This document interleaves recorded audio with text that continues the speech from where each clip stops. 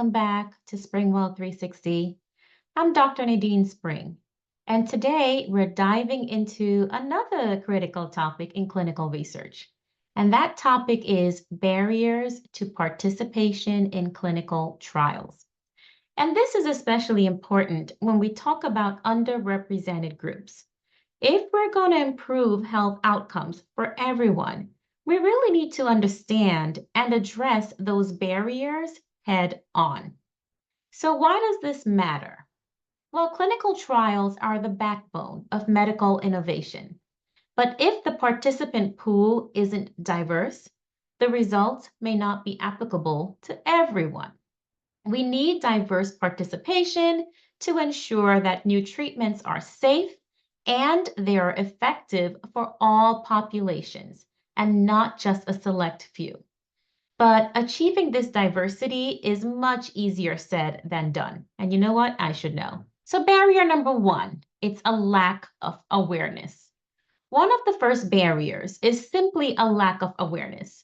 Many underrepresented groups aren't even aware that clinical trials are an option for them. They aren't aware that clinical trials could be an option for their healthcare. This lack of awareness can be due to several factors, including limited outreach and communication from research organizations, or even mistrust in the medical system due to historical injustices. And to overcome this, it's so important to increase education and outreach efforts to these communities. We need to ensure that information about clinical trials is accessible and it's culturally sensitive and also available in multiple languages. So barrier number two that I'll address is mistrust in the medical system. Speaking of mistrust, this is another significant barrier. Historical injustices of exploitation in medical research, such as the infamous Tuskegee syphilis study, have left a legacy of mistrust, particularly among African American communities. And this mistrust can make people wary of healthcare professionals and participating in clinical trials. Building trust will require transparency, community engagement, and the involvement of local, trusted leaders and healthcare providers in the recruitment process. We also need to ensure that the trials are conducted ethically and with the highest standards of care. Barrier number three is accessibility and convenience. Another major barrier is accessibility. Many potential participants face logistical challenges like transportation issues, time constraints, or the inability to take time off work. Clinical trials often require frequent visits to the research site, and this can be a significant burden. To address this, research organizations can offer flexible scheduling, provide transportation assistance, or even utilize telemedicine to reduce the need for in-person visits. And by making participation more convenient, we can remove a substantial barrier for entry for many groups of the population. So barrier number four that I'll address is financial concerns.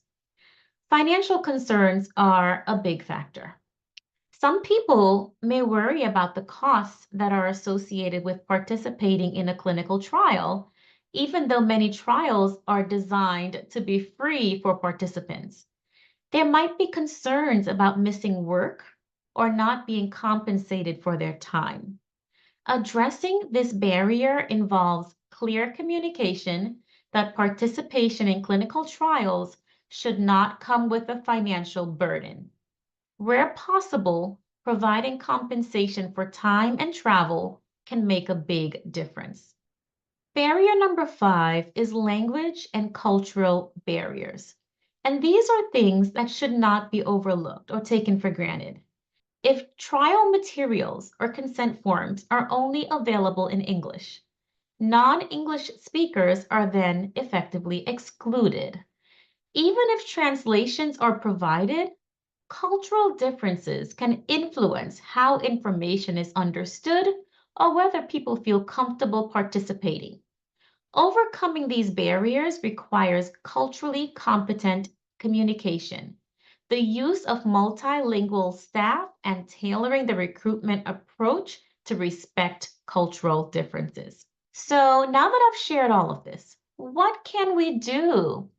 Well, it starts with recognizing these barriers and actively working to dismantle them. Researchers and organizations must be proactive in their outreach, flexible in their trial designs, and committed to building trust with all communities. And by doing so, we can ensure that clinical trials are inclusive and that the benefits of medical research are shared by everyone. Thank you so much for watching.